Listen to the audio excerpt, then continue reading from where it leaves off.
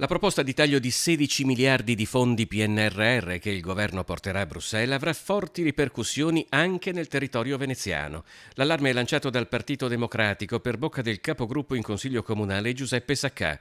A rischio ci sono 16 progetti per un investimento complessivo di circa 27 milioni di euro. A Marghera, dove diventa difficile a capire se si potrà intervenire nel progetto di riqualificazione del centro di Marghera, di Piazza Mercato e della biblioteca, e altresì sempre a Marghera il progetto dello skate park, come una nuova struttura per la polizia locale nel sud di questa parte importante della città.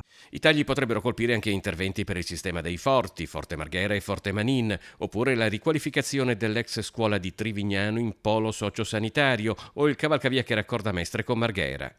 Il Partito Democratico ha presentato una mozione con la quale chiede al Comune di attivarsi perché si trovino altre fonti di finanziamento statali per tutti i progetti inseriti nella lista.